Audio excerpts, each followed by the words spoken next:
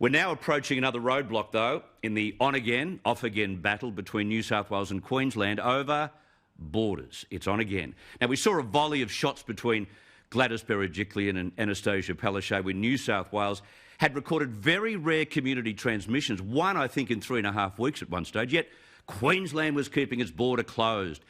The fact that it's reopened now, when New South Wales is recording double-digit community transmission, shows how destructive and unnecessary it was for the borders to be closed in the first place last month. However, now it's a Barney over moving the border. Now, Queensland claims it can't avoid delays processing vehicles when the operation is done in busy, built-up areas strictly on the border. We have previously requested at an operational level if it could be moved to the Tweed River. That is purely a matter now for the New South Wales Premier. I'm not going to comment on any further until I've been able to send that letter and have a discussion with her. Now, the New South Wales Premier, who didn't know too much about the request today, was not keen at all on Queensland encroaching on New South Wales territory. Happy to consider all options, except I do not believe at any stage that we should move the border. If anything, the border should be moved north. There is zero infection in northern New South Wales at this stage, and certainly we'll do the right thing by residents on both sides of the border. But I have no intention of changing things as yet. I'm unclear as to what the Queensland government's asking us to do because they've not communicated that yet. I've heard through the media that I'm receiving a letter, so I look forward to that letter. Now, it's actually a concept that New South Wales and Victoria have been discussing for their border already. But who cares whether the border moves south or it moves north?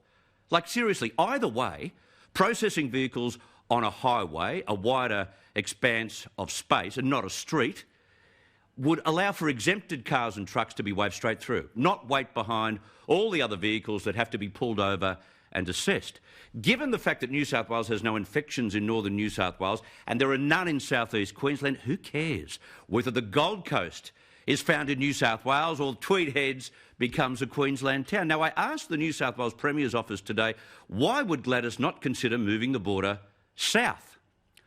I got nothing. I can only assume that this is just a Barney over who should get their way. And with a relationship like that, those 2 to 3 hour delays might be here to stay. I'm sorry for those people on the border. Now, if Joe Biden's lack of mental clarity isn't enough to keep Donald Trump in the frame to be re-elected in November, today's rally debut by presidential hopeful Kanye West certainly was.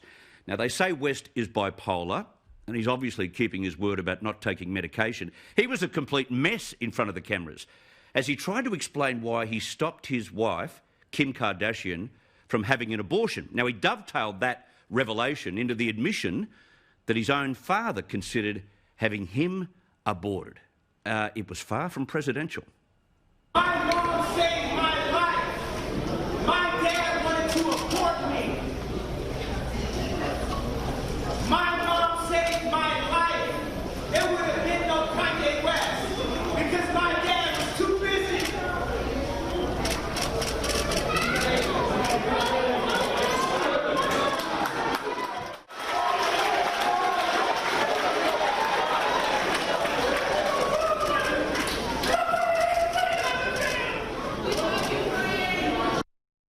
He looked like he just finished a long campaign. He also demanded absolute silence and absolute order, and even asked audience members to point out anyone else that they saw or heard talking. It was beyond bizarre.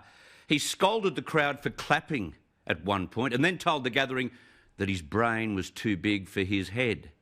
If he was that smart, he wouldn't have been seen in that state, I'm telling you.